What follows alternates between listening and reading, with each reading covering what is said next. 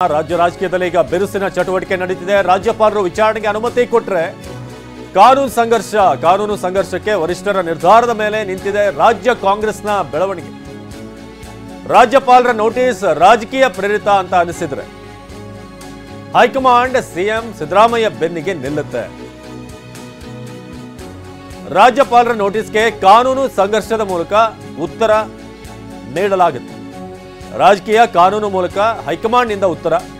ಒಂದು ವೇಳೆ ಇದು ರಾಜಕೀಯ ಪ್ರೇರಿತ ಅಂತ ಆಗಿದ್ರೆ, ಒಂದು ವೇಳೆ ಹೈಕಮಾಂಡ್ಗೆ ಮನವರಿಕೆ ಆಗದೆ ಇದ್ರೆ ಮಾತ್ರ ಬದಲಾವಣೆ. ಹೀಗಾಗಿ ಹೈಕಮಾಂಡ್ ರಕ್ಷಣೆಗೆ ಬರಬೇಕು ಎಂದ ಸಿಎಂ. ಸೊ ಹೈಕಮಾಂಡ್ ಸಿಎಂ ರಕ್ಷಣೆಗೆ ಬಂದ್ರೆ ಕಾನೂನು ಸಂಘರ್ಷ ಗ್ಯಾರಂಟಿ. ಮುಖ್ಯಮಂತ್ರಿಗಳಿಗೆ ಶೋಕಾಸ್ ಮಾಡಿದ್ದಾರೆ ಅಂತ ಹೇಳ್ತಾ ಇದ್ದಾರೆ. ಸೊ ಅದಕ್ಕೇನು ಉತ್ತರ ಏನು ಕೊಡಬೇಕು ಮುಖ್ಯಮಂತ್ರಿಗಳು ಕೊಡ್ತಾರೆ. ಮುಖ್ಯಮಂತ್ರಿಗಳಿಗೆ ಕೊಟ್ಟಿರೋದು ಗೊತ್ತಿಲ್ಲ, ನಾನು ನೋಡಿಲ್ಲ. ನಾನು ಆ ರೀತಿ ಹೇಳ್ತಾ ಇದ್ದಾರೆ, ಕೊಟ್ಟಿದ್ದಾರೆ ಅಂತ. ಇವತ್ತು ಗೊತ್ತಾಗುತ್ತೆ. Will discuss in the cabinet. ಅಲ್ಲ, ಅದು ನೋಡೋಣ. ಏನು ಇವತ್ತು ಏನಾದರೂ ಕ್ಯಾಬಿನೆಟಲ್ಲಿ ಏನಾದರೂ ಚರ್ಚೆ ಆಗ್ಬೋದಾ ಏನೋ ಗೊತ್ತಿಲ್ಲ. ಒಂದು ವೇಳೆ ಚರ್ಚೆ ಆದರೆ ನಾವು ಅದಕ್ಕೆ ಯಾವ ರೀತಿ ಉತ್ತರ ಕೊಡಬೇಕು ಗವರ್ನರ್ಗೆ ಅನ್ನೋದನ್ನ ಚರ್ಚೆ ಮಾಡಿ. ಮುಖ್ಯಮಂತ್ರಿ ಇದು ಪರಮೇಶ್ವರ ಮಾತುಗಳನ್ನ ಕೇಳ್ತಾ ಇದ್ವಿ. ಪ್ರಸನ್ನ ಆಗ್ಲೇ ನೀವೊಂದು ವಿಚಾರ ತಿಳಿಸ್ತಾ ಇದ್ರೆ, ಹಾಗೇನೆ ಈಗ ಪ್ರಾಸಿಕ್ಯೂಷನ್ಗೆ ಏನಾದರೂ ಅನುಮತಿಯನ್ನು ಕೊಟ್ಟಂತ ಸಂದರ್ಭದಲ್ಲಿ ಮುಂದೇನು ಅಂತ ಹೈಕಮಾಂಡ್ ಇದುವರೆಗೂ ಕೂಡ ಸಿದ್ದರಾಮಯ್ಯನವ್ರ ಜೊತೆಗೆ ನಿಂತಿದೆ. ಅವರು ಸಿಎಂ ಕುರ್ಚಿಯಿಂದ ಕೆಳಗಿಳಿಬೇಕಾದ್ರೂ ಕೂಡ ನಂತರದ ದಿನಗಳಲ್ಲೂ ಕೂಡ. ಆದ್ರೆ ಈಗ ಈ ಒಂದು ಸಂದರ್ಭದಲ್ಲಿ ಹೈಕಮಾಂಡ್ ಎಷ್ಟು ಮಟ್ಟಿಗೆ ನಿಲ್ಲುತ್ತೆ ಅನ್ನೋದು ಕೂಡ ಪ್ರಶ್ನೆ ಆಗುತ್ತೆ.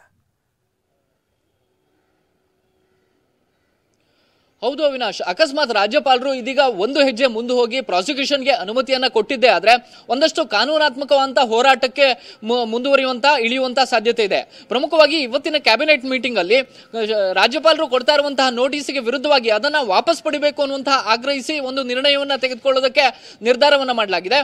ಈ ನಿರ್ಧಾರದ ಹೊರತಾಗಿಯೂ ಕೂಡ ಹೈಕಮಾಂಡ್ ಸಿಎಂ ಸಿದ್ದರಾಮಯ್ಯನವರ ರಕ್ಷಣೆಗೆ ಬಂದಿದ್ದೇ ಆದ್ರೆ ಬಹುತೇಕ ಅವರನ್ನ ಕೆಳಗಿಳಿಸುವಂತಹ ಸಾಧ್ಯತೆ ಕಡಿಮೆಯೇ.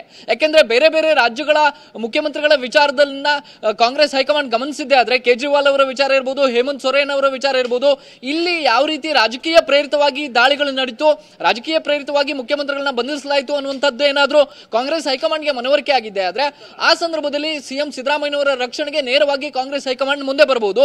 ಇದೇ ಕಾರಣಕ್ಕೋಸ್ಕರ ಮೊನ್ನೆ ದೆಹಲಿಗೆ ಭೇಟಿ ಕೊಟ್ಟಂತ ಸಂದರ್ಭದಲ್ಲೂ ಕೂಡ ಸಿಎಂ ಸಿದ್ದರಾಮಯ್ಯ ಒಂದು ವರ್ಡ್ ಅನ್ನ ಸ್ಪಷ್ಟವಾಗಿ ಉಲ್ಲೇಖಿಸಿದ್ದಾರೆ. ಅದು ಹೈಕಮಾಂಡ್ ನಮ್ಮ ರೆಸ್ಕ್ಯೂಗೆ ಬರಬೇಕು ಅನ್ನುವಂತ ಮಾತನ್ನ. ಈ ರೆಸ್ಕ್ಯೂ ಅನ್ನುವಂತ ಪದದ ಹಿಂದಿನ ಉದ್ದೇಶವೇ ಇದಾಗಿದೆ.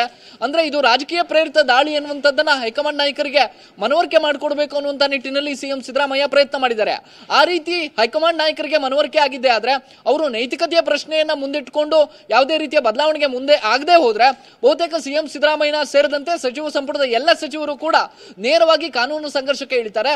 ಒಂದು ಹಂತದಲ್ಲಿ ಸುಪ್ರೀಂ ಕೋರ್ಟ್ ತನಕ ಹೋದ್ರೂ ಕೂಡ ಆಶ್ಚರ್ಯ ಪಡಬೇಕಿಲ್ಲ ಅಂತ ಹೇಳಿ ಕಾನೂನು ತಜ್ಞರು ಹೇಳ್ತಾ ಇದ್ದಾರೆ. ಜೊತೆಗೆ ಇದು ಖಾಸಗಿ ದೂರಾಗಿರುವಂತಹ ಕಾರಣಕ್ಕೋಸ್ಕರ ಖಾಸಗಿ ದೂರಿನಲ್ಲಿ ಯಾವುದೇ ರೀತಿಯ ರಾಜೀನಾಮೆ ಕೊಡುವಂತ ಅಗತ್ಯತೆ ಇಲ್ಲ ಅನ್ನುವಂಥದ್ದನ್ನ ಬೇರೆ ಬೇರೆ ಕಾನೂನು ತಜ್ಞರು ಪ್ರಸ್ತಾಪವನ್ನ ಮಾಡಿ ಸಲಹೆಯನ್ನ ಕೊಡ್ತಾ ಇದ್ದಾರೆ. ಬೇರೆ ಬೇರೆ ರಾಜ್ಯಗಳಲ್ಲಿ ಆಗಿರುವಂತಹ ಪ್ರಕರಣಗಳಿರಬಹುದು, ಖಾಸಗಿ ದೂರನ್ನ ಆಧಾರದ ಮೇಲೆ ರಾಜ್ಯಪಾಲರು ಯಾವ ರೀತಿ ನಡ್ಕೊಂಡು ಅನ್ನೋದರ ಆಧಾರದ ಮೇಲೆ ಈ ಮುಂದಿನ ನಿರ್ಧಾರಗಳು ಬಹುತೇಕ ಹೈಕಮಾಂಡ್ ಕೂಡ ಮಧ್ಯಪ್ರವೇಶ ಮಾಡಿದ್ರೆ ಒಂದು ಸ್ಪಷ್ಟ ಚಿತ್ರಣ ಸಿಗುವಂತ ಸಾಧ್ಯತೆ ಇದೆ. ಅವಿನಾಶ, ಧನ್ಯವಾದ ಪ್ರಸನ್ನ.